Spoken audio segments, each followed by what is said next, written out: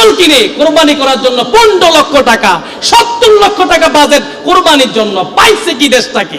আজ গোটা বিশ্ব এক অশান্তির দাবানলে দাউ দাউ করে চলছে, যার নাম হলো করাপশন তথা দুর্নীতি। প্রত্যেকটি মানুষের বেডরুম থেকে শুরু করে গণভবন পর্যন্ত এমন কোন সেক্টর নাই যেই সেক্টর দুর্নীতি দ্বারা আচ্ছাদিত নয়। আমি শব্দটা বলেছিলাম, আমাদের বেডরুম থেকে গণভবন পর্যন্ত প্রত্যেকটি সেক্টরে আজ হোক অথবা গতকাল ছিল অথবা 10 বছর ছিল, স্বাধীনতার এই 50 বছর পরে এসো এমন একটা সাল ছিল না যেই সালে এই দেশটাকে দুর্নীতি মুক্ত বলা যায় এমন একটা পরিবেশ কখনো ছিল না। কথা বলেন ঠিক কিনা? ইন্নাল হামদুলিল্লাহ নাহমাদুহু ওয়া নাস্তাঈনুহু ওয়া নাস্তাগফিরুহু ওয়া নাউযু বিল্লাহি মিন শুরুরি আনফুসিনা ওয়া মিন সাইয়্যাতি আ'মালিনা। من يهده الله فلا مضل له ومن يضلله فلا هادي له ونشهد أن لا إله إلا الله وحده لا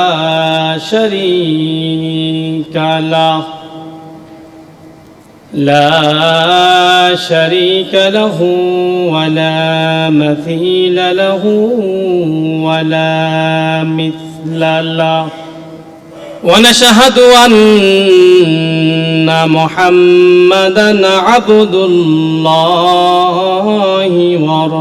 ورسوله الذي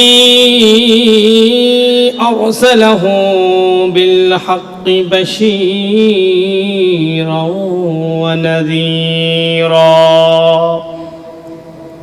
وداعيا إلى الله بإذنه وسراجا منيرا.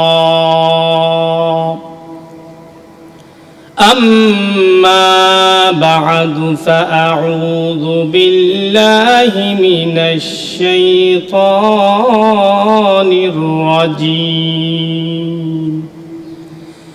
بسم الله الرحمن الرحيم. يا أيها الذين آمنوا اتقوا الله حق تقاته ولا تموتن إلا وأنتم مسلمون. وجاء في الحديث الشريف قال النبي صلى الله عليه وسلم ألا كلكم راع وكلكم مسؤول عن رعيته. رواه مسلم أو كما قال عليه الصلاة والسلام. وقال تعالى في شان حبيبه مخبرا وآمرا إن الله وملائكته يصلون على النبي يا أيها الذين آمنوا صلوا عليه وسلموا تسليما. اللهم صل على محمد وعلى آل محمد كما صليت على إبراهيم وعلى آل إبراهيم ইন্নাকা হামিদুম মাজিদ।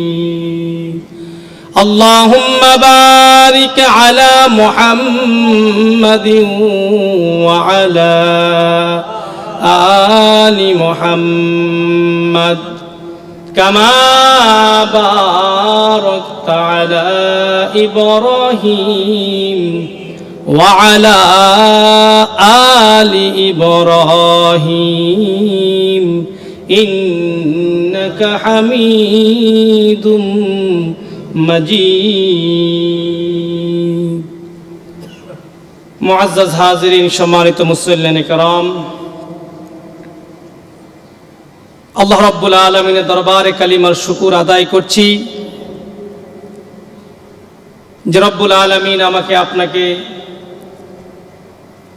ইসলামের জন্য কবুল করেছেন, মুসলমান হিসেবে আল্লাহ তাআলা বাছাই করেছেন।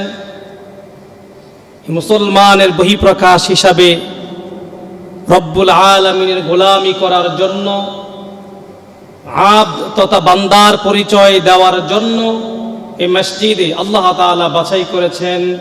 সেজন্য রব্বুল আলামিনের দরবারে কালিমাতুশ শুকুর আদায় করছি। আমরা মুহাব্বতের স্বরে বলি আলহামদুলিল্লাহ। দুরূদ ও সালাম পেশ করছি বিশ্ব মানবতার মুক্তির দূত, উম্মতের কান্ডারি, আমাদের হাবার, আমাদের রাহনুমাই মুহাম্মাদুর রাসূলুল্লাহ সাল্লাল্লাহু আলাইহি ওয়াসাল্লামের প্রতি, যে নবীজি সাল্লাল্লাহু আলাইহি ওয়াসাল্লাম শান্তির বাণী নিয়ে এই পৃথিবীর জমিনে আগমন করেছিলেন।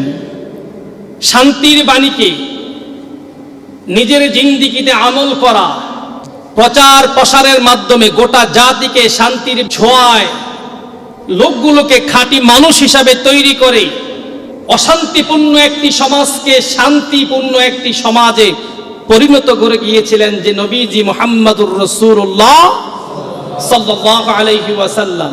আমরা আজ এই বাইতুশ শরিয়া জামে মসজিদ থেকে আমরা আমাদের সে হাবিবকে আরেকবার স্মরণ করছি দুরূদ পড়ার মাধ্যমে। আমরা সবাই বলি সাল্লাল্লাহু আলাইহি ওয়াসাল্লাম।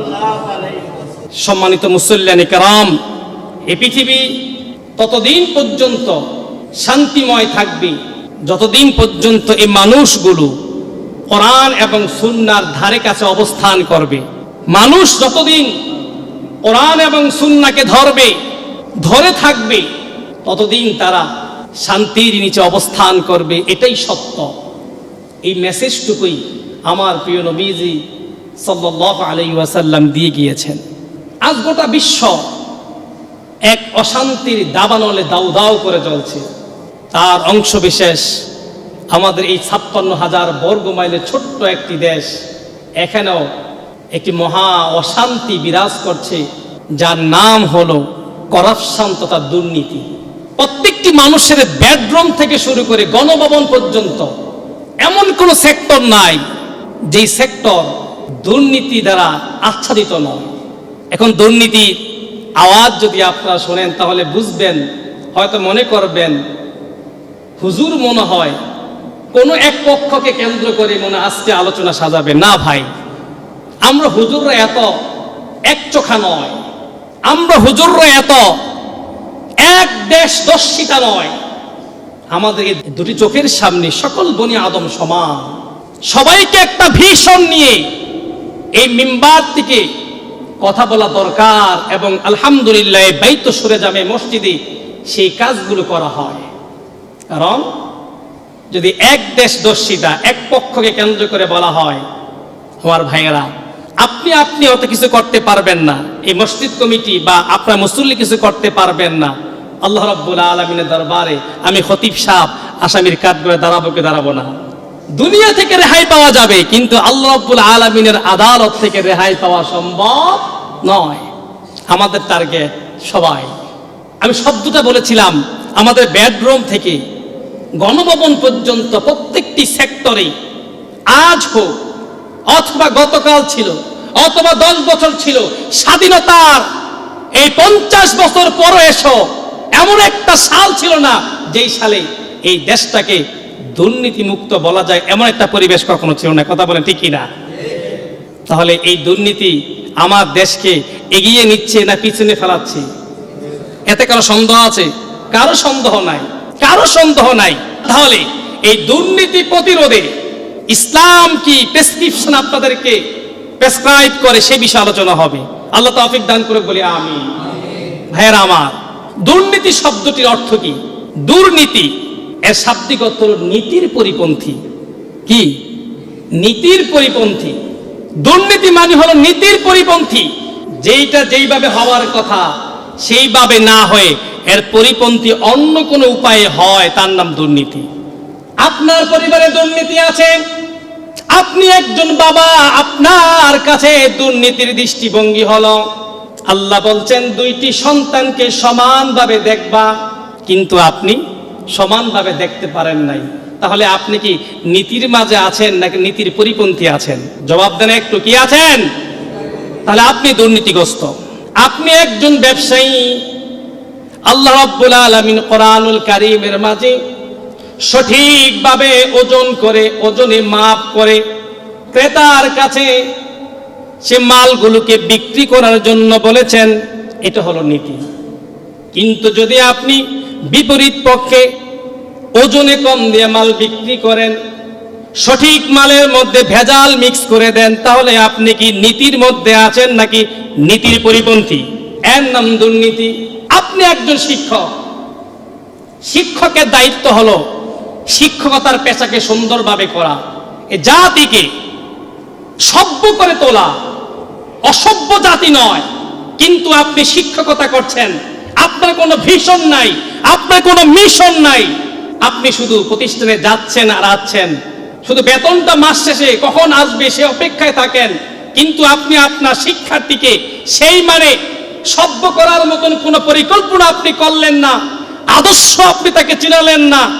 আমার ভাইয়েরা, এটা কি নীতি না নীতির পরিপন্থী? এর নাম দুর্নীতি। তাহলে শিক্ষক দুর্নীতিগ্রস্ত, ব্যবসায়ী দুর্নীতিগ্রস্ত। এভাবে যদি আমরা প্রত্যেকটি পয়েন্ট নিয়ে কথা বলি তাহলে অনেক লম্বা আলোচনা করা যাবে, সেদিকে আমি যাচ্ছি না। আমি শুধুমাত্র আপনাদেরকে প্রথম একটা হেডলাইন শিরোনাম আকারে দিয়ে দেই, সেটি হলো আল্লাহ রাব্বুল আলামিন যে কাজটি যেভাবে করতে বলেছেন সেই কাজটি সেভাবে সেই সময়ে করার নাম হলো নীতি, এর উল্টোর নাম হলো দুর্নীতি। কথা ঠিক আছে কিনা? তাহলে ভাইয়ের আমার, এই দুর্নীতি, আমিও এই দুর্নীতিতে করাপ্টেড হতে পারি, আপনি হতে পারেন। আমি খতিব সাহেব, আমি যদি আপনাদেরকে কোরআন এবং হাদিসের সঠিক মেসেজগুলো আমি যদি আপনাদের সামনে না দেই, আমার এই মিম্বার থেকে আপনাদের কাছে সঠিক মেসেজগুলো দেওয়া হলো নীতি, আল্লাহ তাআলার কথা যে তোমরা সত্যকে গোপন করো না, সত্যকে সত্য হিসাবে বলে যাও, যেটা তোমাদের পূর্বপুরুষ সলফে সালহিনরা বলে গিয়েছিল, নবী আম্বিয়া আলাইহিস সালামরা বলে গিয়েছিল, সাহাবা আজমাইন রাদিয়াল্লাহু তাআলা আনহুরা বলে গিয়েছিল। তোমরা সত্য কথাগুলো সমাজের, সাম্প্রদায়িক সমাজের যেই রোগগুলো আছে এই রোগগুলোকে ফাইন্ড আউট করে, চিহ্নিত করে সেই জায়গায় মলম লাগাও। এটি হলো নীতি। এর পরিপন্থী যদি হয়, সাম্প্রদায়িক বিষয়গুলো নিয়ে কথা বললে, চলমান ইস্যু নিয়ে কথা বললে, আমার মসজিদের সভাপতি মহোদয়, আমার মসজিদের সেক্রেটারি মহোদয়, আমার মসজিদের কেশিয়ার মহোদয়, কমিটির সদস্যবৃন্দ যদি নারাজ হয়, এই নিয়ে যদি আমি সাম্প্রদায়িক বিষয়গুলোর ইসলামিক সলিউশন না দিয়ে যদি আমি আসমানের উপরে জমিনের নিচের কথাগুলো বলে এই 40 মিনিট সময়, 50 মিনিট সময় ব্যয় করে দেই, এটি কি নীতি না নীতির পরিপন্থী? নীতির পরিপন্থী। ভাই আমার, ইসলাম যে এই দুর্নীতি দূর করার জন্য যে প্রেসক্রিপশন দিয়েছে, আপনি কিভাবে জানবেন যদি এই মিম্বারগুলো থেকে যদি আলোচনা না হয়? আমার প্রিয় মুসলিম ভাইয়েরা, দুর্নীতি শুধুমাত্র প্রশাসনিক পর্যায়ে নয়, দুর্নীতি আমার পরিবার থেকে শুরু করে রাষ্ট্রের উচ্চ পর্যন্ত সকল জায়গায় দুর্নীতি রয়েছে। আমরা চাই প্রত্যেকটা মানুষ নিজের জায়গা থেকে নীতিগুলো জানুক, দুর্নীতিগুলো জানুক। দুইটা জানার পরে কোরআন এবং সুন্নাহ দিয়ে একটা চমৎকার সমাধান করে নিজেকে নীতির মধ্যে প্রতিষ্ঠা করে আল্লাহ রাব্বুল আলামিনের জান্নাতের পথের দিকে ধাবিত হোক। কথা বলেন ঠিক কিনা? বাংলাদেশ ছোট্ট একটি দেশ, কিন্তু এই দুর্নীতিটা এমন ভাবে ছড়িয়ে পড়েছে, আগেও ছিল, আজ থেকে 16 বছর 17 বছর আগেও ছিল, 30 বছর আগেও ছিল, এখনো আছে। টিআইবি তাদের রিপোর্ট অনুযায়ী দুর্নীতির মাত্রা আগে যেমন ছিল বর্তমানে তার চেয়ে বেশি। ভাইয়েরা আমার, এই দুর্নীতি থেকে রেহাই পেতেই হবে যদি একটা উদ্দেশ্য সফল করতে চান, সেটি কি? আল্লাহর জান্নাত। আল্লাহর জান্নাত যদি পেতে চান, তাহলে আপনাকে দুর্নীতিমুক্ত সমাজ, দুর্নীতিমুক্ত রাষ্ট্র, দুর্নীতিমুক্ত পরিবার আপনাকে গঠন করতেই হবে, তাহলে আপনি আল্লাহর জান্নাত পাবেন। এই দুর্নীতি দুই প্রকার, একটা হলো ব্যক্তিগত দুর্নীতি, আরেকটা সামষ্টিক দুর্নীতি। ব্যক্তিগত দুর্নীতি কি? ভাই, আপনি একজন ব্যক্তি, আমি একজন ব্যক্তি, আমি কোনো কারণে আপনার একটা কিছু টাকা মেরে দিয়েছি, আল্লাহ ক্ষমা করুক আমাকে, তাহলে বলেন তো ভাই, আমি আপনার টাকাটা না দিয়ে আমি দুনিয়া থেকে বিদায় নিলাম, আপনিও বিদায় নিলেন, হাসরের ময়দানে আপনিও উঠবেন আমিও উঠবো, বলেন তো মুখোমুখি হবে কয়জন? একথা বলেন না, কয়জন? আমি আর আরেকজন, বা আপনি, তাই না ভাই? তাহলে দুইজনের মধ্যে সীমাবদ্ধ, কারণ এটা আপনার হক ছিল, আপনার হকটা আমি খেয়েছি। এটা ব্যক্তিগত দুর্নীতি। আপনি আমার কাছ থেকে লেনদেন পাইলে ওকে শেষ, ডান, দিয়ে দিলাম, তখন তো নেক আমল ছাড়া কোনো অন্য উপায় থাকবে না। কিন্তু সামষ্টিক দুর্নীতি বড় ভয়ঙ্কর, সামষ্টিক দুর্নীতি বড় ভয়ঙ্কর। ব্যক্তিগত দুর্নীতি একা একা দুই পক্ষ সমাধান হয়ে যায়, দুইজন ব্যক্তির মাঝে অল্প একটু আমল দিয়ে শেষ করা যায়। কিন্তু ভাইয়েরা, রাষ্ট্রের টাকা, জনগণের টাকা, এটি একজনের নয়, দুইজনের নয়, এটি গোটা বাংলাদেশের 20 কোটি মানুষের হক আছে। কথা বলেন ঠিক কিনা? এটা সামষ্টিক দুর্নীতি। এই দুর্নীতি থেকে রেহাই পাওয়াটা বড় মুশকিল। হাসরের ময়দানে যদি আপনার সাথে আমার লেনদেন থাকে, তাহলে আপনি সামনে আসবেন, আমি সামনে উঠব, আল্লাহ তাআলা বিচার করবেন, হাযা মিন হাসানাতিহি ওয়া হাযা মিন হাসানাতি। আপনি যা পানা আছেন আমার আমল নামা থেকে আল্লাহ আপনাকে দিয়ে দিবে। ব্যক্তি তো ব্যক্তি শেষ হয়ে গেল, কিন্তু কিয়ামতের ময়দানে যারা জনগণের যে কোনো পর্যায়ে টাকা যদি আপনি মেরে খেয়ে থাকেন, ভাইয়েরা, হাসরের ময়দানে একজন নয়, দুইজন নয়, ওই 1 টাকা খেয়েছেন, 1 টাকার অধিকার যদি জনগণ হয়, 20 কোটি মানুষ আপনার সামনে হাজির হবে। এই দিক থেকে দুর্নীতি দুই ভাগে বিভক্ত। এই দুর্নীতি কিভাবে রোধ করা যায়, এই জন্য আমি আপনাদের সামনে 10টি পয়েন্ট আলোচনা করব। আল্লাহ তৌফিক দান করলে, সুবহানাকা লা ইলমা লানা ইল্লা মা আল্লামতানা ইন্নাকা আনতাল আলিমুল হাকিম। আমার কোনো জ্ঞান নাই, আমার কোনো সামর্থ্য নাই, সব জ্ঞান, সব সামর্থ্যের আধার একমাত্র একজন, জোরে বলেন তিনি কে? আল্লাহ। যদি আপনি সুন্দর একটি বাংলাদেশ চান, সুন্দর একটি পরিবার চান, সুন্দর একটি সমাজ চান, যেই সমাজে দুর্নীতি থাকবে না, যেই পরিবারে দুর্নীতি থাকবে না, যেই রাষ্ট্রে দুর্নীতি থাকবে না, এমন একটা সমাজ যদি আপনি চান, 1 নম্বরে আপনাকে যেটি করতে হবে সেটি হলো জবাবদিহিতার আওতাধীনে নিয়ে আসতে হবে। জবাবদিহিতা লাগবে, কেউ অপরাধ করে ছাড় পাবে না। এই জবাবদিহিতা দুই ভাগে বিভক্ত। 1 ইহকালীন জবাবদিহিতা, 2 পরকালীন জবাবদিহিতা। ইহকালীন জবাবদিহিতা হলো আপনাকে আইনের সুশাসন কায়েম করতে হবে। আইন কারো ব্যক্তিগতভাবে চলবে না, আইন চলবে তার নিজস্ব গতিতে। পাকিস্তানের পার্লামেন্ট, সাবেক প্রধানমন্ত্রী ইমরান খান, আপনারা তার ইতিহাস জানেন, তাকে প্রধানমন্ত্রী থেকে বাদ দেওয়া হলো, গ্রেফতার করা হলো, কিন্তু আইন ঠিক থাকার কারণে তিনি আবার বেকসুর খালাস পেয়েছেন না ভাই? শুধু আইন ঠিক থাকার কারণে।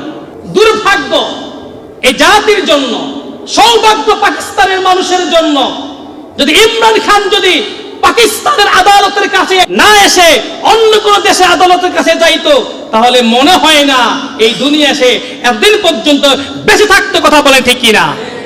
মনে হয় না। তাহলে ভাইয়েরা, জবাবদিহিতা সবাইকে সমভাবে দেখতে হবে। ইসলাম সেই সমান অধিকার দেখিয়েছেন, আইনের কাছে সবাই সমান। এরকম একটি দৃষ্টান্ত ইসলাম চমৎকার ভাবে দিয়েছেন। এই প্রমাণটা দূরের কেউ নয়, মুহাম্মাদুর রাসূলুল্লাহ সাল্লাল্লাহু আলাইহি ওয়াসাল্লামের নিজের পরিবারের সদস্যের কথা। জোরে বলি সুবহানাল্লাহ। ভাইয়েরা আমার, নবীজি সাল্লাল্লাহু আলাইহি ওয়াসাল্লাম এখনো জীবিত। এমন সময় একজন সম্ভ্রান্ত নারী চুরি করলো। চুরির বিধান কোরআনিক বিধান, আল্লাহ বলছে হাত কেটে দাও, হাত কাটতে হবে। সাহাবীদের মধ্যে পরামর্শ হলো, কে তোমরা যাবা নবীজি সাল্লাল্লাহু আলাইহি ওয়াসাল্লামের কাছে গিয়ে একটু সুপারিশ করবা, ইয়া রাসূলুল্লাহ এই হাতটা না কেটে কি অন্য কোন সিস্টেমে বিচারটা করা যায় কিনা। আমার ভাইয়েরা, সেদিন নবীজি সাল্লাল্লাহু আলাইহি ওয়াসাল্লাম যে কথাটা বলেছিল বড় চমৎকার। ইন্নামা হালাকাল্লাযীনা মিন ক্বাবলিকুম, ও সাহাবীরা শোনো, তোমাদের পূর্ববর্তী বহু জাতি ধ্বংস হয়ে গিয়েছে। তোমাদের পূর্ববর্তী বহু জাতি ধ্বংস হয়ে গিয়েছে, কারণ হলো তাদের মধ্যে সম্ভ্রান্ত কোনো ব্যক্তি চুরি করলে হাত কাটা হইতো না, কিন্তু নিচু বংশের কোনো মানুষ যদি চুরি করা হইতো তাহলে তার হাত কাটা হইতো। খোদার কসম শুনে রাখো, যদি নবীজি মুহাম্মদুর রাসূলুল্লাহ সাল্লাল্লাহু আলাইহি ওয়াসাল্লামের মেয়ে ফাতেমা চুরি করে, আমি মুহাম্মদুর রাসূলুল্লাহ সাল্লাল্লাহু আলাইহি ওয়াসাল্লাম তার হাত কেটে দিব। কে বলেছেন? রাসূল আরবী সাল্লাল্লাহু আলাইহি ওয়াসাল্লাম। নবীর মেয়ে ফাতেমা যদি চুরি করে, আমি মুহাম্মদুর রাসূলুল্লাহ নিজে তার হাত কেটে দিব। কিসের তোমরা চাচ্ছ আল্লাহর কোরআনের আইনের বিরুদ্ধে গিয়ে বিচার ব্যবস্থা কায়েম করতে? কিসের পার্সিয়ালিটি?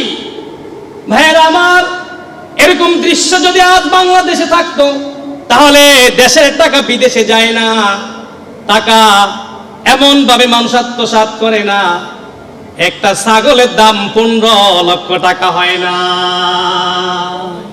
কয় টাকা?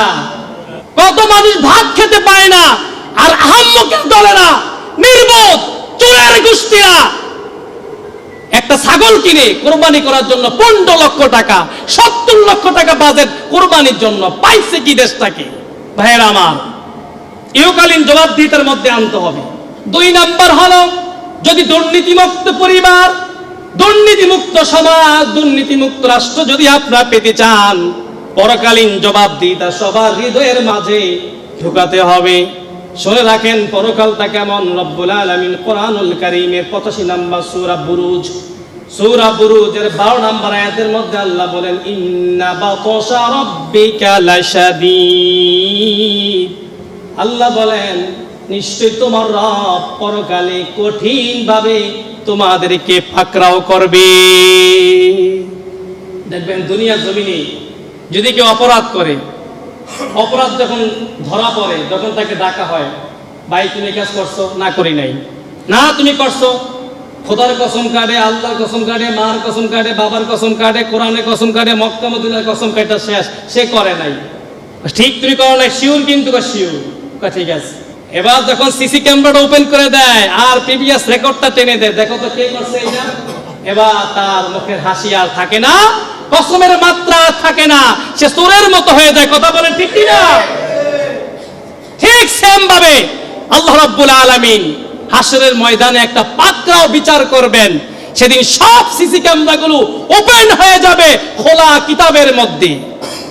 রব্বুল আলামিন কোরআনুল কারীমের 17 নম্বর সূরা বনী ইসরাঈলের 13 এবং 14 নম্বর আয়াতের মধ্যে সেই বিষয়টি চমৎকার করে বলে দিয়েছেন। পৃথিবীবাসী, গোপনে প্রকাশ্যে যেখানে যাই করো না কেন, খবরদার খবরদার, তোমার সব রেকর্ড হচ্ছে, সব রেকর্ড হচ্ছে।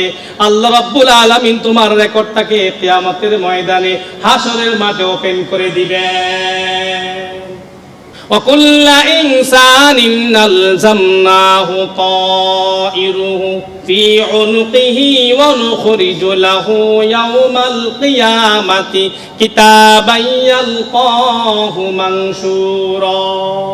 আল্লাহ বলেন, আমি প্রত্যেকটি মানুষের গর্দানের মধ্যে সিসি ক্যামেরা দিয়ে দিয়েছি। সিসি ক্যামেরার কাজ হলো সব রেকর্ড রাখা। আমি আল্লাহ রেকর্ড রেখে শেষ করে দিব না। এই সিসি ক্যামেরাটা অনুখরিজুল্লাহু ইয়াউমাল কিয়ামা, কিয়ামতের ময়দানে আমি আল্লাহ সেটাকে বের করব। খোলা কিতাবের মধ্যে বান্দা সব দেখবে। দেখে দেখে মাথাটাকে লজ্জাশীল অবস্থায় নিচু করে আল্লাহর জাহান্নামের দিকে হাঁটা শুরু করবে।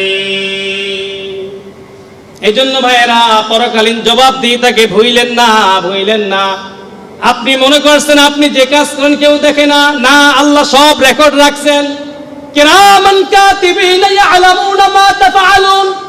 আল্লাহ বলছেন তোমার দুই কাঁধে দুই সংরক্ষক ফেরেশতা রয়েছে, যারা সব রেকর্ড রাখছে। কিয়ামতের ময়দানে ওই বান্দা বলবে, আল্লাহ এই ফেরেশতা যা লেখছে আমি মানি না, মানি না। তাহলে আল্লাহ বলে, কি মানবা তুমি?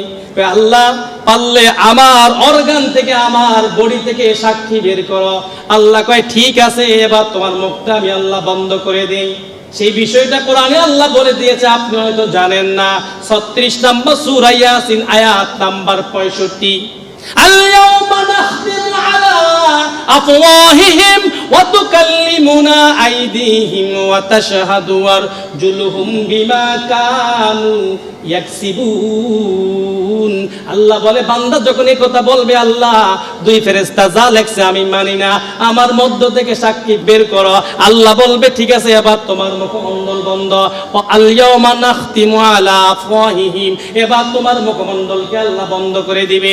ওয়া তুকাল্লিমুনা আইদিহিম, হাত কথা বলবে। ওয়া তাশহাদু আরজুলুহুম, পা সাক্ষী দিবে। বিমা কানু ইয়াকসিবুন, তুমি দুনিয়ার জমিনে প্রকাশ্যে গোপনে যা করছো সব হাত পা বলে দিবে। এবার আপনি বললেন, হাত পা বলছে, এবার থেকে আমি যখন অপরাধ করব তখন হাত এবং পাকে ঢেকে রাখবো, হাত এবং পাকে ঢেকে রাখবো, তারপর অপরাধ করব। এবার তো হাত দেখবে না, পা দেখবে না। ও যুবক বন্ধুরা, রাতের আধারে একলা রুমে তুমি যখন অপরাধ করো, তোমার পায়ের উপরে কাঁথা থাকে, তোমার হাতটাকে তুমি নিচে রাখতে পারো। বন্ধু মনে করছো তারপর আমি অপরাধ করব, না, না, না। এবার একটু ভয়ঙ্কর কথা শোনো। রব্বুল আলামিন কোরআনুল কারীমের 24 নম্বর সূরা নূরের 24 নম্বর আয়াতের মধ্যে আল্লাহ তাআলা চমৎকার করে বলেন, ইয়াউমা তাশহাদু আলাইহিম আলসিনাতুহুম ওয়া আইদিহিম ওয়া আরজুলুহুম বিমা কানু ইয়ামালুন। আল্লাহ বলে, ইয়াউমা তাশহাদু, আল্লাহ বলেন সেদিন সাক্ষী দিবে। আলসিনাতুহুম, তোমার জিহ্বা। ও বন্ধু, হাত লুকাইছো, পা লুকাইছো, জিহ্বা কোথায় লুকাইবা? না, জিহ্বা লুকানোর সুযোগ নাই। আল্লাহ বলেন, ইয়াউমা তাশহাদু, সাক্ষী দিবে সেদিন। আলসিনাতুহুম, তার জিহ্বা। ওয়া আইদিহিম, তার হাত। ও আরজুলহুম, তোমার পা। এবার আল্লাহ বলেন, শুধু হাত পা সাক্ষী দিবে না, আরো কিছু বিষয়ে সাক্ষী দিবে। সেটা কোথায় আছে? রব্বুল আলামিন কোরআনুল কারীমের 41 নম্বর সূরা হামিমা সেজদার 20 এবং 21 নম্বর আয়াতটা একটু দেখেন। সেদিন আল্লাহ বলবেন, শাহিদা আলাইহিম সামউহুম ওয়া আবসারুহুম ওয়া জুলুদুহুম বিমা কানু ইয়ামালুন।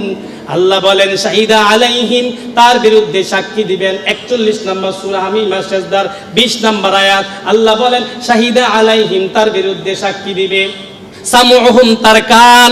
ও বন্ধু, কান দিয়ে তুমি গান শুনছো, ও বন্ধু কান দিয়ে তুমি মিউজিক শুনছো, ও বন্ধু তুমি কান দিয়ে তুমি পরনারীর সাথে কথা বলছো, ও বন্ধু তোমার ঘরের মধ্যে স্ত্রী থাকার পর রাতের আধারে কানের মধ্যে হেডফোন দিয়ে তুমি পরনারীর সাথে কথা বলছো, তুমি তোমার খায়সাত তুমি কান দিয়ে পূরণ করছো। এবার শোনো, তোমার কান তোমার বিরুদ্ধে কথা বলবে। আল্লাহ বলেন, শাহিদা আলাইহিম সামউহুম ওয়া আবসারুহুম, চক্ষু কথা বলবে, তুমি কি দেখছো না দেখছো। ওয়া জুলুদুহুম বিমা কানু ইয়ামালুন। আল্লাহ বলে, এবার আরেকটা ভয়ঙ্কর বিষয় তোমার বিরুদ্ধে কথা বলবে, সেটি হলো তোমার গায়ের চামড়া। দুর্নীতি করবে কিভাবে যদি এই আয়াতগুলো সামনে থাকে? টেবিলের উপর দিয়ে চেক না নিল, নিচে দিয়ে চেক নিল, হাত পায়ের চামড়া দেখে কি দেখে না? এই চামড়া কথা বলবে কি বলবে না? আমার ভাইয়েরা, এই জন্য দুর্নীতি দূর করার জন্য 2 নাম্বার ওষুধ হলো পরকালীন জবাবদিহিতা। 3 নাম্বার হলো, যদি বন্ধু আপনি এই দুর্নীতির ব্যাপারে যদি সোচ্চার হতে চান, আপনার পরিবার থেকে দুর্নীতি দূর করতে চান, সমাজ থেকে দুর্নীতি দূর করতে চান, রাষ্ট্র থেকে দুর্নীতি দূর করতে চান, 3 নাম্বার করণীয় হলো ঘুষখোর এই দুর্নীতিবাজদের দৃষ্টান্তমূলক শাস্তি দেওয়া। যে শাস্তি হবে একেবারে দৃষ্টান্তমূলক শাস্তি। আল্লাহর বিধানের বাইরে গেলে কোনো স্যাক্রিফাইস হবে না, কঠিন শাস্তি হবে, সবাই দেখবে, সবাই দেখবে। হযরত ওমর রাদিয়াল্লাহু তাআলা আনহু তার ছেলে আবু শাহামা মদ পান করেছে এই মদিনায়, যেটাকে মদ বলা যাবে না, মদের পূর্বে যেই অবস্থা আছে সেটাকে বলা হয়। তার মাঝে মাতলামি তৈরি হয়েছে। মাতলামি তৈরি হওয়ার পরে আমর ইবনুল আস রাদিয়াল্লাহু তাআলা আনহু কাছে এই বিচার আসলো, সেটা প্রমাণিত হলো। প্রমাণ হওয়ার পরে আমর ইবনুল আস রাদিয়াল্লাহু তাআলা আনহু ওই রাজ্যের প্রধান, তিনি বিচার করলেন। কিন্তু আল্লাহর বিচার কখনো গোপনে হয় না।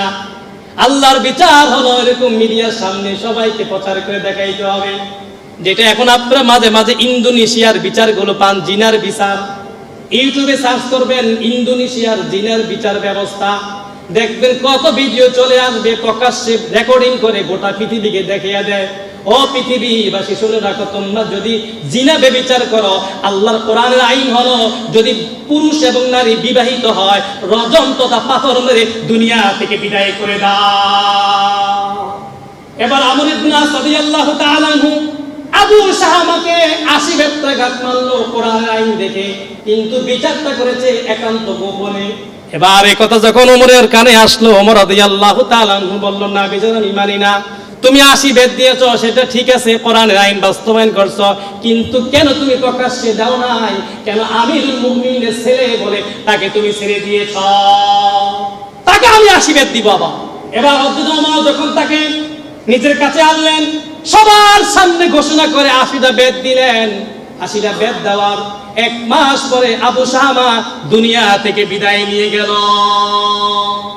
আমার ভাইয়েরা, এভাবে যদি দুর্নীতি আর ঘুষখোরদের বিচার হতো, আমার সমাজ, আমার রাষ্ট্র দুর্নীতি এবং ঘুষ মুক্ত হতো। কথা বলেন ঠিক কিনা? যদি আপনি দুর্নীতি মুক্ত সমাজ চান, পরিবার চান, রাষ্ট্র চান, 4 নম্বরে আপনাকে যেটি করতে হবে সেটি হলো হালালের ব্যাপারে সিরিয়াস হওয়া, হারাম থেকে বাঁচার একটা উপলব্ধি অন্তরে তৈরি করা। আল্লাহ নবী সাহাবী হযরত আবু বকর রাদিয়াল্লাহু তাআলা আনহু থেকে হাদিস বর্ণিত, عن أبي بكر رضي الله تعالى عنه أنه قال قال رسول الله صلى الله عليه وسلم لا يدخل الجنة جسد غذي بالحرام। আবার নবী বলেন, যেই দেহটা, যেই শরীরটা তৈরি হয়েছে হারাম সম্পদ দ্বারা, ওই হারাম সম্পদের দেহ আল্লাহ রাব্বুল আলামিনের জান্নাতে প্রবেশ করবে না। এই জন্য ভাইয়েরা আমার, বিনীত আকারে বলি, ছোট হোক বড় হোক, জীবনে 2টা সিদ্ধান্ত নেন। একটা সিদ্ধান্ত হলো, একটা নিঃশ্বাস আল্লাহ রাব্বুল আলামিনের গোলামির বাইরে যাবে না, ছোট হোক বড় হোক। 2 নাম্বারটা হলো কোনো হারামের সাথে সম্পৃক্ত হব না। হারাম শুধু অর্থ নয়, হারাম কথা বলবো না, হারাম কাজ করব না, হারাম গান শুনবো না, হারাম দেখা দেখবো না, হারাম পথে চলবো না, হারাম বন্ধু বানাবো না, হারাম বান্ধবী বানাবো না। একমাত্র আল্লাহর জন্য, যে আল্লাহর পক্ষে কাজ করবে, আমি তার পক্ষে আছি। কথা বলে ঠিক কিনা? কারণ হারাম দেহ কখনো আল্লাহর জান্নাতে যাবে না। হাযা হাদিসুন সহিহ, সহিহ হাদিস। আমার ভাইয়েরা, আল্লাহর হাবিব সাল্লাল্লাহু আলাইহি ওয়াসাল্লাম এই সম্পর্কে বলেছেন, বন্ধু আমার, আপনি যখন হারাম পথে সম্পদ আপনি উপার্জন করবেন, আপনি মানুষের হক আদায় করে নষ্ট করে আপনি হাসরের ময়দানে আসবেন, কিন্তু এই মসজিদের মধ্যে আপনি সামনের কাতার, মাঝখানের কাতার, এসির মধ্যে নামাজ পড়বেন, নামাজ নিয়ে আপনি হাসরের ময়দানে যাবেন, কিন্তু আপনার আমলগুলো শুধুমাত্র হারাম মাল থাকার কারণে আমল নষ্ট হবে, উল্টো আপনি আল্লাহ রাব্বুল আলামিনের জাহান্নামে যাবেন। আমার নবীজি বলছেন, এ সাহাবীরা, আতাদরুনা মাল মুফলিস, তোমরা কি জানো মুফলিসকে? ক্বালু, সাহাবীরা বলল, মুফলিস হলো মাল্লা দিরহাম লাহু ওয়ালা দিনার লাহু, আমাদের মধ্যে যার টাকা নাই, পয়সা নাই, সে হলো মুফলিস, হতভাগা, দরিদ্র। নবীজি বললেন, না, মুফলিস সেই ব্যক্তি না। তাহলে মুফলিসকে? দরিদ্রকে? দরিদ্র হলো ওই ব্যক্তি। আল মুফলিসু ফি উম্মতি ইয়াতি ইয়াউমাল কিয়ামাতি বিসলাতিন ওয়া সিয়ামিন ওয়া যাকাতিন। আমার নবী বলেন মুফলিস হলো ওই ব্যক্তি, যে ব্যক্তি কিয়ামতের ময়দানে নামাজ নিয়ে আসবে, রোজা নিয়ে আসবে, যাকাত নিয়ে আসবে। ওয়া ইয়াতি ক্বাদ শাতামা হাযা ওয়া ক্বাযাফা হাযা ওয়া আকালা মালা হাযা। আমার নবী বলেন যে ব্যক্তি নামাজ, রোজা, হজ নিয়ে আসার পর, যাকাত নিয়ে আসার পর মানুষকে কষ্ট দিয়ে আসবে, মানুষকে গালি দিয়ে আসবে, আকালা মালা হাযা মানুষের মাল খেয়ে আসবে, ওয়া ক্বাযাফা দামা হাযা মানুষকে খুন করে আসবে, অদরাবা হাযা মানুষকে মেরে আসবে, জুলুম করে আসবে। এই গুনাহগুণ নিয়ে যখন সে বান্দা আসলো, এবার সব পাওনাদাররা হাজির হওয়ার পরে এবার রব্বুল আলামিনের বিচার হবে। নেক আমল দাও, নেক আমল কাটা শুরু হবে। কাটতে কাটতে এমন সময় দেখা যাবে নেক আমল শেষ, বান্দার যে পাওনাদার, যে ব্যক্তি দেনাদার, তার নেক আমল শেষ, কিন্তু পাওনাদারের সিরিয়াল বাকি আছে। আল্লাহর ফয়সালা হবে, তাদের আমল নামাতে গুনাহগুলো সমপরিমাণে তাদের আমল নামায় দেওয়া হবে। এত গুনাহ জমবে, জমতে জমতে ওই ব্যক্তি নামাজ, রোজা, হজের সওয়াবগুলো ক্যান্সেল হওয়ার পরে এত গুনাহ জমে যাবে। এবার জমার পরে বান্দাকে রব্বুল আলামিন নির্দেশ করবে, তাকে উপর করে জাহান্নামের মধ্যে নিক্ষেপ করে দাও। ভাইরা আমার, এত বোকা হয়েন না, দুনিয়ার জমিনে এত বোকা হয়েন না। মানুষের সম্পদ ছেড়ে দেন, মানুষের সম্পদ দিয়ে দেন, ব্যাক টু ব্যাক দিয়ে দেন, সাহস নিয়ে দিয়ে দেন। এমন একটা কঠিন দিন পাবেন যেই দিন কেউ কারো কোনো কাজে আসবে না। আপনার নামাজগুলো, রোজাগুলো, হজ, যাকাতগুলো বৃথা হয়ে যাবে, মানুষ ছিনিয়ে ছিনিয়ে নিয়ে যাবে। সেই দিন বড় দরিদ্র হয়ে যাবে। 5 নাম্বার হলো, যদি আপনি দুর্নীতি মুক্ত সমাজ, রাষ্ট্র চান, তাহলে আপনাকে সামাজিক প্রতিরোধ গড়ে তুলতে হবে। সামাজিক প্রতিরোধ কি? সামাজিক প্রতিরোধ হলো, এক সময় দুর্নীতিবাজ, ঘুষখোরদেরকে সমাজে প্রাধান্য দেওয়া হতো না, সমাজ তাদেরকে ঘৃণার চোখে দেখা হইতো। কিন্তু এখন সিচুয়েশনটা, সময়টা উল্টে গেছে, পাল্টিয়ে গেছে। এখন যারা সমাজের ঘুষখোর, দুর্নীতিবাজ, তাই থাকে সমাজের নেতা। কথা বলেন ঠিক কি না? এদেরকে আপনাকে বয়কট করতে হবে, এদেরকে ঘৃণার চোখে দেখতে হবে, এদের সাথে আত্মসাধন করবেন না। তাহলে কি হবে? এরা লজ্জা পাবে, এরা লজ্জা পেয়ে এই ঘুষ দুর্নীতি ছেড়ে দিবে, ভালো হয়ে যাবে। পাশাপাশি বলে রাখি, যুবক তোমাদেরকে দিনদার মেয়েকে খোঁজো, রূপবান মেয়েকে খোঁজো না। এই সমাজের প্রত্যেকটি যুবক যদি দিনদার মেয়েকে অনুসন্ধান করে, দিন চর্চা করে, মেয়েরা রূপ চর্চা ছেড়ে দিয়ে দিন চর্চা শুরু করবে। কথা বলে ঠিক না? আর মেয়ের বাবারা, ছেলের টাকার দিকে যদি আপনি লক্ষ্য না করে দিনদার ছেলে খোঁজেন, তাহলে ছেলেগুলো আর টাকার দিকে, চাকরির দিকে, নিজের পায়ে দাঁড়ানোর দিকে লক্ষ্য না রেখে দিনের দিকে ছুটবে। কথা বলে ঠিক কিনা? ভাইয়েরা আমার, এই জন্য সামাজিক প্রতিরোধ প্রয়োজন। দুর্নীতির বিরুদ্ধে, ঘুষখোরদের বিরুদ্ধে কথা বলে যান। আমার নবীজি বলছেন, মান রাআ মিনকুম মুনকারান ফালইউগাইয়িরহু বিয়াদিহি। যখন তুমি সমাজে কোনো খারাপ কাজ দেখবা, হাত দিয়ে বাধা দাও। ফাইল্লাম ইস্তাতি', যদি সক্ষম না হও তাহলে জবান দিয়ে বলো, যদি তাও সক্ষম না হও অন্তর দিয়ে ঘৃণা করো। সুতরাং আপনি আপনার কোনো লেনদেন, মুআমালাত, মুআশারাত ইচ্ছাকৃতভাবে কোনো দুর্নীতিবাজ, ঘুষখোর, সুদখোরের সাথে করবেন না। এটা আপনি সিদ্ধান্ত নেন। পারলে স্পষ্ট আপনি মৌখিকভাবে বলে দিবেন, আপনার সাথে আমার সম্পর্ক নাই, কারণ আপনি দুর্নীতিবাজ। না পারলে অন্তরে ঘৃণা করবেন, তারপর আপনি তার সাথে লেনদেন করবেন না। যদি এভাবে সবাই যদি সিদ্ধান্ত নেয়, তাহলে আমার ভাইয়েরা, এই সমাজে কোনো দুর্নীতিবাজ, ঘুষখোর থাকা সম্ভব নয়। 6 নাম্বার যে কাজটি করতে হবে সেটি হলো, দুর্নীতি দমন কমিশনকে নিরপেক্ষ হতে হবে। নিরপেক্ষ হতে হবে। বড় আফসোস, নিরপেক্ষতা নাই। শুধু আমি আপনাদেরকে একটা তথ্য দিয়ে যাই। 7 জুলাই 2023 দৈনিক নয়া দিগন্ত পত্রিকার সম্পাদক কলামে একটি লেখা আছে, আধুনিক সিঙ্গাপুর বনাম স্মার্ট বাংলাদেশ। এই লেখা লিখেছেন, বিশাল বড় একটা আর্টিকেল, গোলাম মাওলা রনি, সাবেক সংসদ সদস্য। আমি ওনার সে আর্টিকেলটা পড়েছি। বিশেষ করে আমি সিঙ্গাপুরের ইতিহাসটাকে খুব চমৎকার ভাবে দেখেছি এই দুর্নীতি দূর করার জন্য। 1965 সালে যেই দেশটি স্বাধীন হয়েছে, 1965 সাল থেকে 1990 সালের মধ্যে মাত্র হাতে গোনা কয়েকটা বছরে একটি নতুন স্বাধীন সিঙ্গাপুর দেশ কিভাবে আজকে বিশ্বের একটি উন্নত রাষ্ট্রে পরিণত হয়েছে, তার জন্য 2টি কলা কৌশল ছিল। 1 নাম্বার ছিল তারা মেধাবীদেরকে মূল্যায়ন করেছে, আর 2 নাম্বার হলো তারা দুর্নীতিকে তারা দূর করেছে। ভাইয়েরা আমার, 2018 সাল বর্তমান সিঙ্গাপুরের প্রধানমন্ত্রী, তিনি একটি মামলার সম্মুখীন হয়েছেন। আর দেশে একটা কথা উঠছে, তার পার্লামেন্ট মেম্বার 2 জন মন্ত্রী উন্নত এলাকায় অর্থাৎ হাই সোসাইটি এলাকায় কেন বাড়ি কিনেছে, কেন ফ্ল্যাট কিনেছে, এই জন্য মামলা হয়েছে। অনেক লম্বা ঘটনা, আমি সেটা যাচ্ছি না। কেন আমরা স্মার্ট বাংলাদেশের নাম বলছি, কিন্তু কেন আমরা সেই পর্যায়ে যেতে পারছি না?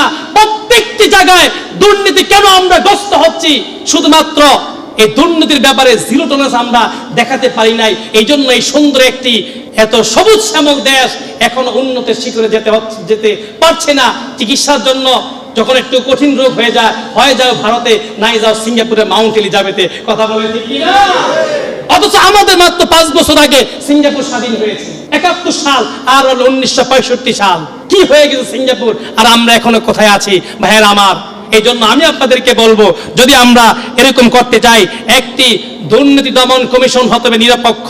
যেটা সিঙ্গাপুরের দুর্নীতি দমন কমিশন নিরপেক্ষ ছিল, যার কারণে মন্ত্রীদেরকে বেকসুর খালাস দিতে পেরেছে। সেই মন্ত্রীরা পার্লামেন্টে কান্না করছে যে আমরা তো এই ফ্ল্যাট কিনেছি আমার নিজের বেতন দিয়ে, আমার স্ত্রীর বেতন দিয়ে, আমার ভাইয়ের বেতন দিয়ে, কয়েকজনের বেতন দিয়ে আমরা সেই ফ্ল্যাট কিনেছি। আমরা আমাদের একক টাকা দিয়ে এই ফ্ল্যাট কেনার তৌফিক আমাদের হয় নাই। ভাইয়ের আমার, সেদিন সেই মন্ত্রীরা পার্লামেন্টে দাঁড়িয়ে প্রধানমন্ত্রীর সামনে কান্না করতে বাধ্য হয়েছে। যদি এমন একটি দুর্নীতি দমন কমিশন নিরপেক্ষ পাওয়া যায়, বাংলাদেশও একদিন সুন্দর সবুজ শ্যামল একটি চমৎকার দেশে পরিণত হবে ইনশাআল্লাহ। 7 নম্বর হলো আমাদের প্রয়োজন সময়োপযোগী বেতন দেওয়া। ভাইরা, অভাবে স্বভাব নষ্ট, ঠিক না? অভাবে স্বভাব নষ্ট। এই জন্য চমৎকার বেতন দেওয়া। বিশেষ করে আমি বলতে চাই, শিক্ষকদের বেতন বাংলাদেশের সবচেয়ে কম। ভাই বলেন তো, একজন সহকারী শিক্ষক, একজন প্রতিষ্ঠানের সহকারী শিক্ষক, সহকারী মৌলবী, তার বেতন 12,000 টাকা। এই সমাজে সকাল 8টা থেকে দুপুর 2টা পর্যন্ত ডিউটি করে কেউ কি 12,000 টাকা দিয়ে সংসার চালানো সম্ভব? ভাইয়েরা আমার, তাই হচ্ছে সবচেয়ে বেতন কম শিক্ষকদের, কিন্তু সবচেয়ে বেশি চাপ শিক্ষকদের। শিক্ষকরা যদি টাকা চায়, এই মেয়ে আপনি শিক্ষক, টাকা দিয়ে কি করবেন? হুজুর আপনি মসজিদের ইমাম, টাকা দিয়ে কি করবেন? এত টাকা লাগে নাকি? আল্লাহ তো আপনাকে চালাইবো, ঠিক না? ভাইয়ের আমার, সব দিকে নজর রাখবেন, বাজার দিকে নজর রাখবেন, রেখে আপনারা অভাবে স্বভাব নষ্ট করবেন না। যে যে সেক্টরে আছেন, আপনার কর্মীর বেতন, আপনার অফিস সহকারী বেতন কত, এগুলো খেয়াল রাখবেন। কারণ সে আপনার অফিসে, আপনার দোকানে চুরি করবে না কেন? তার বেতন আপনি সারাদিন খাড়াইয়া মাত্র 100 টাকা দেন। কয় টাকা? এমন দোকান আছে না নাই? কর্মচারী খাড়ায় সারাদিন, বেতন কত? দিন শেষে 100। সে চিন্তা করে 100 দিয়ে আমার কিছু হইব না। মালিক কখন খালি মসজিদে যায়, মালিক কখন ঘুমাইতে যায়, মালিক কখন ওয়াশরুমে যায়, এই চিন্তা করবে। মালিকও শেষ, ক্যাশও শেষ। এই জন্য প্রিয় ভাইয়েরা, আমি সামগ্রিকভাবে বলছি, এই দুর্নীতি দূর করার জন্য ছোট হোক বড় হোক সময়োপযোগী বেতন প্রয়োজন যুগের চাহিদার সাথে। 10 নম্বর হলো যোগ্য লোক নিয়োগ দেওয়া। এই কথা বলে আমি আলোচনা শেষ করছি। যোগ্য লোক নিয়োগ দেওয়া, কারণ দুর্নীতি আনে। যদি অযোগ্য লোককে আপনি আপনার ক্ষমতা বলে, আপনার ভাতিজা, আপনার মামতো ভাই, চাচতো ভাই, সে অযোগ্য, তার মেধা নাই, তাকে আপনি যে কোনো ভাবে টাকার জোরে হোক, মামার জোরে হোক, আপনি ফোন কলের মাধ্যমে আপনি নিয়োগ দেন, অথবা তাকে আপনি নিয়োগ দেওয়ার সময় 20 লক্ষ টাকা চাইছেন। এখন তো ইল্লা মাশাআল্লাহ বাংলাদেশে 56,000 বর্গ মাইলের এমন কোন সরকারি চাকরি নাই যেই চাকরিতে ঘুষ চলে না। কথা বলেন ঠিক কিনা? বড় আফসোস লাগে। এটা পিওনের চাকরি 10 লাখ, এটা কাজীগিরি 20 লাখ, এলাকার কাজীগিরি 20 লাখ ছাড়া হবে না। আর 20 লাখ দেওয়ার জন্য 5 জন রেডি। কয়জন রেডি? 5 জন রেডি। রেকর্ডটা আমাদের কাছে আছে।